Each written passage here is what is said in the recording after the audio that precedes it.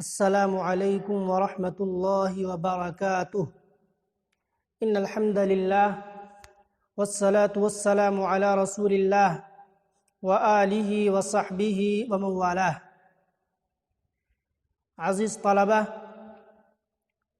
جامع الترمذی محاضرہ number 10 میں آپ کا استقبال ہے۔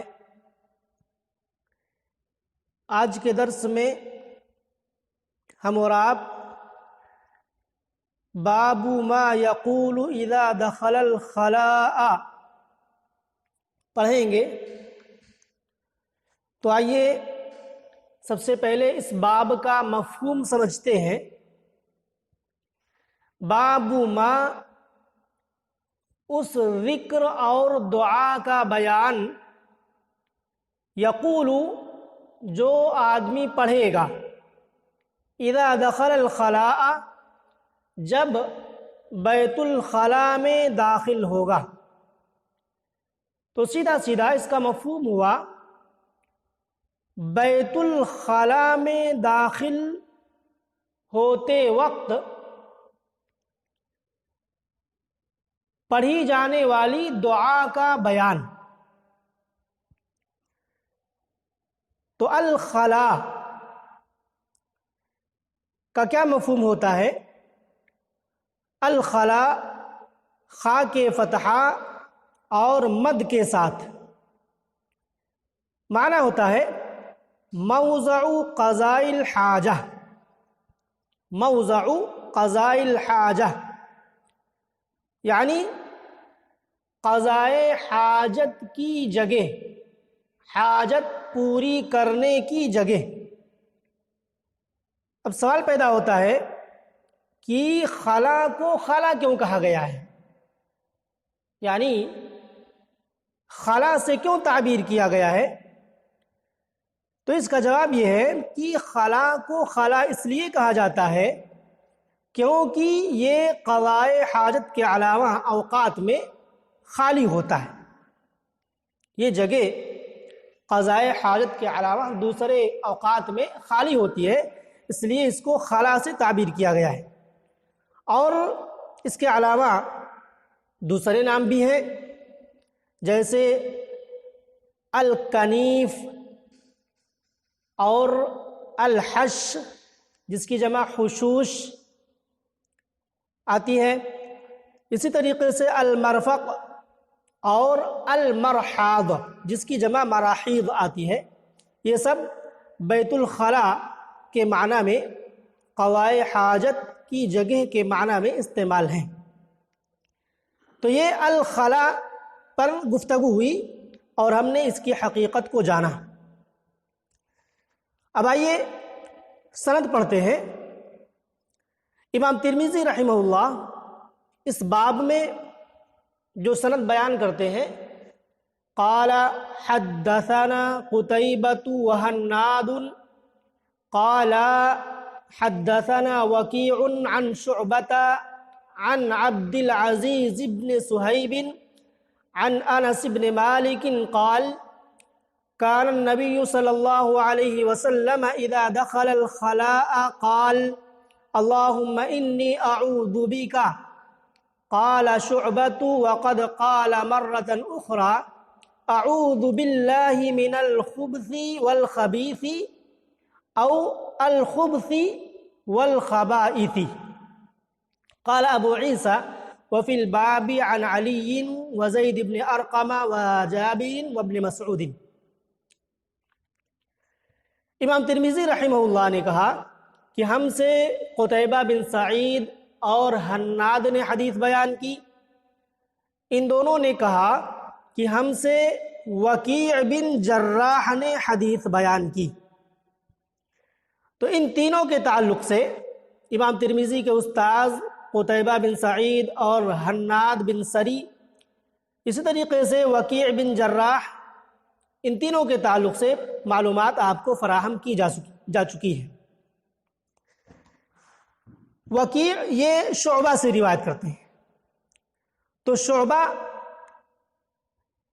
کے بارے میں ہم جانتے ہیں، شعبہ بن الحجاج بن ورد العتکی مولاہ، شعبہ بن حجاج بن وردہ واو را دال، العتکی مولاہ۔ کنیت ابو بسطام، با سین طا الف میم، کنیت ابو بسطام الواسطی ثم البصری، آپ فقہ، حافظ، متقن ہیں۔ امام سفیان ثوری کہا کرتے تھے کہ آپ امیر المؤمنین فی الحدیث ہیں، اور آپ ہی پہلے وہ شخص ہیں جنہوں نے عراق کے اندر رجال کی تفتیش کی، شروعات انہوں نے کی اور سنت کا دفاع کیا۔ آپ عابد تھے، عبادت گزار تھے، یہ باتیں تقریب التہذیب کے حوالے سے کہی گئی ہیں۔ اور امام احمد بن حنبل رحمہ اللہ نے کہا کہ شعبہ تنے تنہا ایک امت تھے۔ آپ کی تعریف میں یہ باتیں کہی ہیں کہ آپ تنے تنہا ایک امت تھے، کس معاملے میں؟ حدیث کے معاملے میں، رجال کے معاملے میں۔ اور امام شافعی رحمہ اللہ نے کہا کہ اگر شعبہ نہ ہوتے، لولا شعبۃ لما عرف الحدیث بالعراق، اگر شعبہ نہ ہوتے تو عراق میں حدیث کے تعلق سے لوگ نہ جانتے۔ آپ کی ولادت یعنی شعبہ کی ولادت سن 82 ہجری میں ہوئی اور وفات سن 160 ہجری میں ہوئی، اور یہ معلومات تذکرۃ الحفاظ کے حوالے سے آپ کو دی جا رہی ہے۔ عبد العزیز بن صہیب، شعبہ یہ عبد العزیز بن صہیب سے روایت کرتے ہیں، تو عبد العزیز بن صہیب البنانی باقی ضمہ کے ساتھ، بونانہ بن سعد بن لوئی بن غالب، ان کی طرف نسبت ہے، مولاہم، تو ان کے غلام تھے، اسی بنا پر ان کی طرف نسبت کی ہے بونانہ بن سعد بن لوئی بن غالب کی طرف، اور ان کی نسبت البصری ہے۔ آپ انس بن مالک اور شہر بن حوشب سے روایت کرتے ہیں، اور آپ سے شعبہ اور حمادان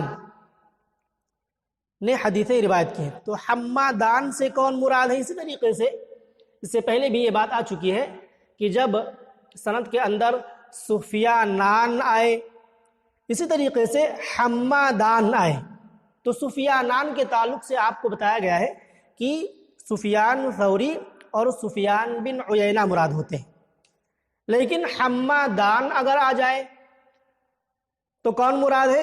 نمبر 1 حماد بن زید اور حماد بن سلمہ، یہ دونوں مراد ہوتے ہیں حمادان سے، لہذا اسے یاد رکھیں۔ اور امام احمد بن حنبل رحمہ اللہ نے آپ کو یعنی عبد العزیز بن صہیب کو ثقہ کہا ہے، اور ابن قانع نے کہا کہ آپ کی وفات سن 130 ہجری میں ہوئی۔ تو یہ عبد العزیز بن صہیب انس بن مالک رضی اللہ تعالی عنہ سے روایت کرتے ہیں۔ تو انس بن مالک مشہور صحابی ہیں، انس بن مالک بن نضر الانصاری الخزرجی، رسول صلی اللہ علیہ وسلم کے خادم تھے، اور 10 سالوں تک آپ نے نبی صلی اللہ علیہ وسلم کی خدمت کی ہے۔ آپ کی وفات ایک قول کے مطابق سن 92 اور دوسرے قول کے مطابق 93 ہجری میں ہوئی ہے، اور وفات کے وقت آپ کی عمر 100 سے زائد تھی، 100 سے زائد سال کی عمر آپ نے پائی ہے۔ اور انس بن مالک کے تعلق سے تفصیلی معلومات آپ کے سامنے مشکات کے درس کے وقت آ چکی ہیں، لہٰذا آپ پچھلی کاپیوں کی طرف رجوع کر سکتے ہیں اور وہ معلومات دیکھ سکتے ہیں۔ تو آئیے اب متن دیکھتے ہیں۔ انس بن مالک رضی اللہ تعالی عنہ روایت کرتے ہیں، انہوں نے کہا کہ کان النبی صلی اللہ علیہ وسلم اذا دخل الخلاء، اللہ کے نبی صلی اللہ علیہ وسلم جب بیت الخلاء میں داخل ہوتے، قال تو یہ دعا پڑھتے، اللہم انی اعوذ بک، اے اللہ میں تیری پناہ چاہتا ہوں۔ قال شعبۃ، شعبہ نے کہا، شعبہ جو عبدالعزیز بن صہیب سے روایت کرتے ہیں، انہوں نے کہا کہ ایک بار عبدالعزیز بن صہیب نے کیا کہا کہ اللہم انی اعوذ بک ایک بار کہا، اور دوسری بار اعوذ باللہ کہا، یعنی الفاظ کا فرق دکھلانا مقصود ہے۔ شعبہ کہتے ہیں کہ ایک مرتبہ عبدالعزیز نے، یعنی عبدالعزیز بن صہیب نے اعوذ بک کہا، اور دوسری بار اعوذ باللہ کہا، من الخبث والخبیث او الخبث والخبائث، تو یہاں پر بھی الفاظ کا فرق ہے، الخبث والخبیث او الخبث والخبائث، تو یہ الفاظ کا فرق دکھلانا مقصود ہے۔ تو اذا دخل الخلاء کیا مفہوم ہے اس کا؟ بیت الخلاء میں داخل ہو جاتے تب یہ دعا پڑھتے، یا داخل ہونے کا ارادہ کرتے تب یہ دعا پڑھتے؟ اصل بات کیا ہے؟ تو کہا کہ اذا دخل الخلاء، کیا مطلب؟ یعنی الخلاء ای موضع قضاء الحاجہ، یعنی قضاء حاجت کی جگہ داخل ہونے کا ارادہ کرتے۔ تو دخلا یہ اصل میں ارادہ فعل کے معنی میں ہے، اور امام بخاری کی مشہور کتاب الادب المفرد کے اندر سعید بن زید عن عبدالعزیز عن انس کے طریق سے کہ یہ حدیث آئی ہے، اس میں حضرت انس بن مالک رضی اللہ تعالی عنہ کہتے ہیں کہ اللہ کے نبی صلی اللہ علیہ وسلم، کان النبی صلی اللہ علیہ وسلم اذا اراد ان يدخل الخلاء، جب بیت الخلاء میں داخل ہونے کا ارادہ کرتے تو یہ دعا پڑھتے۔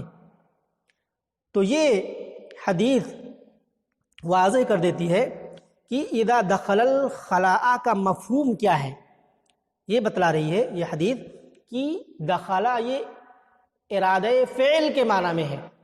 اذا اراد الدخول، جب داخل ہونے کا ارادہ کرتے تب پڑھتے، اس کا مطلب یہ نہیں ہے، کوئی یہ نہ سمجھے کہ بیت الخلاء میں داخل ہو جاتے تب یہ دعا پڑھتے، اس لیے کہ یہ حدیث واضح کر دے رہی ہے کہ جب اللہ کے نبی صلی اللہ علیہ وسلم داخل ہونے کا ارادہ کرتے تبھی یہ دعا پڑھ لیتے۔ کیا مطلب؟ کان یقول ھذا الذکر عند ارادۃ الدخول لا بعدہ، داخل ہونے کا ارادہ کرتے ہی آپ دعا پڑھ لیتے تھے، نہ کہ داخل ہونے کے بعد۔ حافظ ابن حجر رحمہ اللہ نے فتح الباری میں یہ بات کہی ہے۔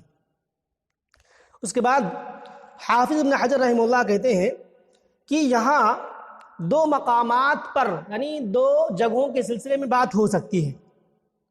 نمبر ایک، کیا یہ ذکر انہی جگہوں کے لیے خاص ہے جو قضاء حاجت کے لیے بنائی گئی ہوں؟ اس لیے کہ حدیث سے ثابت ہے کہ یعنی قضاء حاجت کی جو جگہیں ہوتی ہیں اس میں شیاطین ہوتے ہیں، تو کیا جو جگہیں خاص طور پر قضاء حاجت کے لیے بنائی گئی ہوں وہیں پر یہ دعا پڑھنی ہے، یا یہ کہ یہ ذکر عام ہے گرچہ آدمی گھر کے کونے میں کسی برتن میں پیشاب کرے؟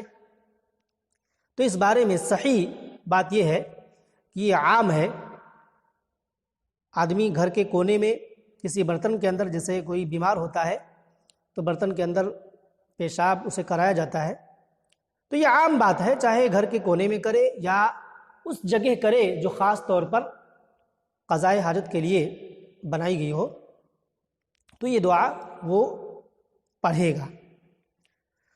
تو یہ ایک جگہ ہے، یعنی ایک مقام ہے جہاں پر گفتگو کی جا سکتی ہے۔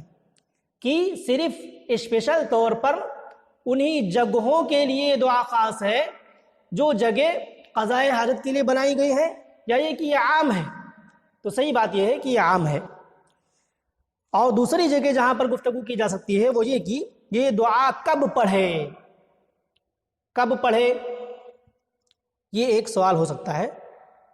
تو جو لوگ قضائے حاجت کی حالت میں ذکر اللہ کو مکروہ قرار دیتے ہیں، تفصیل بیان کرتے ہیں کہ اگر پیشاب خانہ جو اس کے لیے بنایا گیا، یعنی قضائے حاجت کے لیے پیشاب کے لیے جو جگہ بنائی گئی ہے، اگر اس میں آدمی پیشاب کرے تو داخل ہونے سے پہلے ذکر کر لے، داخل ہونے سے پہلے ذکر کر لے، اور اگر اس کے علاوہ دوسری جگہوں پر کرے تو شروع کرنے سے پہلے، یعنی کپڑا سمیٹنے سے پہلے یہ دعا پڑھ لے۔ اور یہ جمہور کا مذہب ہے، جمہور کا قول ہے۔ اور جمہور کا یہ بھی کہنا ہے کہ جو شخص دعا پڑھنا بھول جائے، یعنی بیت الخلاء میں داخل ہونے سے پہلے دعا پڑھنا بھول گیا، تو اب کیا کرے؟ تو اسے اپنے دل ہی دل میں دعا پڑھ لینی چاہیے، زبان سے قضائے حاجت کرتے ہوئے وہ دعا نہیں پڑھ سکتا ہے، دل میں پڑھ لے، زبان سے اس حالت میں نہ پڑھے۔ یہ جمہور کا قول ہے۔ اور جو لوگ مطلقاً جائز قرار دیتے ہیں تو ان کے نزدیک کوئی تفصیل نہیں ہے، اور یہ باتیں جو آپ کو بیان کی گئیں یہ حافظ ابن حجر رحمہ اللہ نے بیان کی ہیں۔ تو اس سلسلے میں راجح قول صاحب تحفۃ الاحوذی یعنی شارح ترمذی عبد الرحمن المبارک پوری رحمہ اللہ کہتے ہیں کہ راجح قول جمہور کا مذہب ہے، جمہور کا مذہب ہے، یہ راجح ہے۔ تو یہ بات ہوئی جو حافظ ابن حجر رحمہ اللہ کے حوالے سے آپ کے سامنے رکھی گئی۔ اس کے بعد دعا کیا ہے؟ اللہم انی اعوذ بک۔ تو اعوذ کا معنی الوذ یا التجئ، جس کا معنی ہوتا ہے میں پناہ چاہتا ہوں، میں پناہ طلب کرتا ہوں۔ تو عذت به عوذا ومعاذا ای لجأت الیہ، والمعاذ المصدر، اور معاذ یہ مصدر ہے، اور یہ زمان مکان سب کے لیے ہوتا ہے۔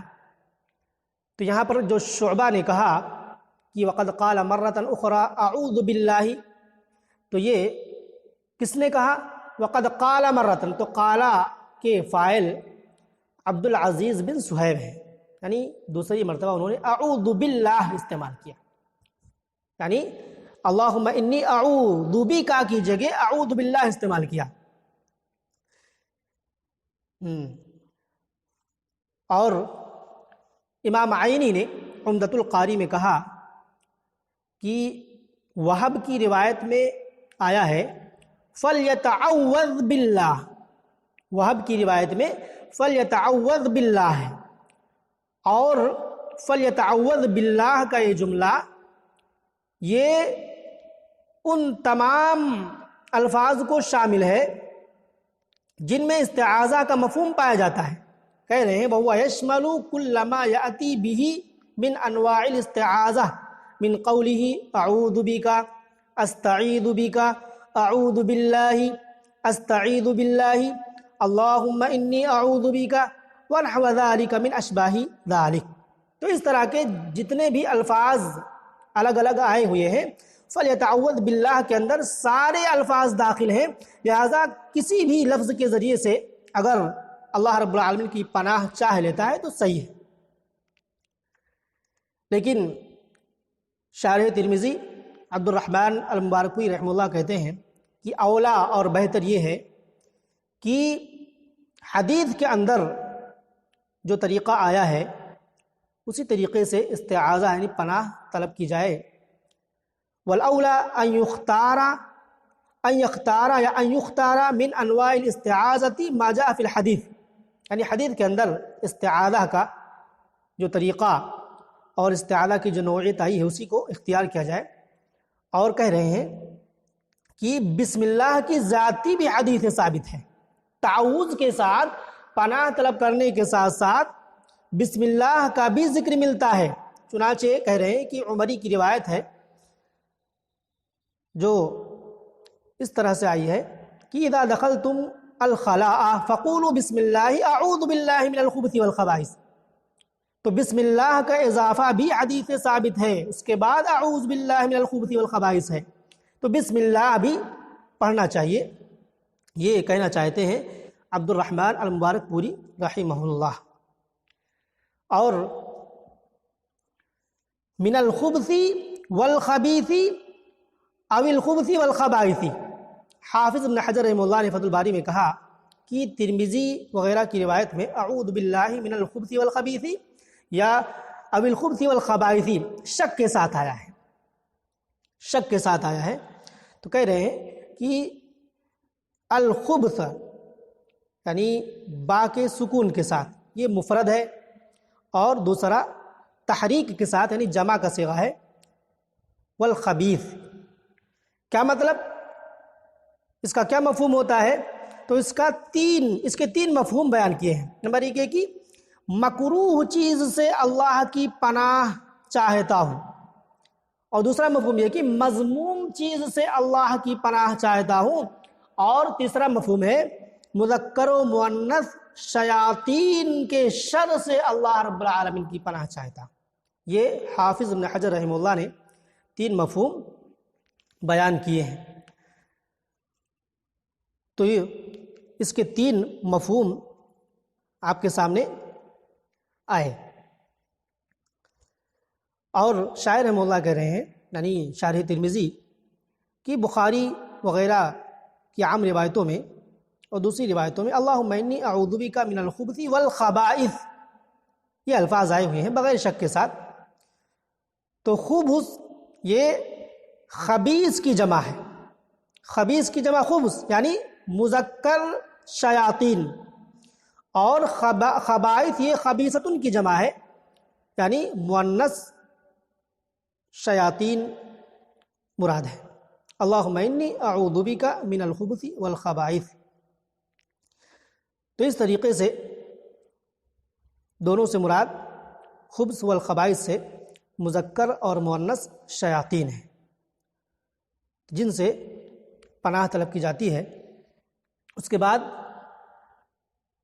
امام ترمذی رحمہ اللہ کہتے ہیں قال ابو عیسیٰ فی الباب عن علی وزید بن ارقم وجابر وابن مسعود، کہا کہ اسی باب میں حضرت علی رضی اللہ تعالی عنہ، زید بن ارقم اور جابر بن عبداللہ اور عبداللہ بن مسعود کی روایتیں ہیں۔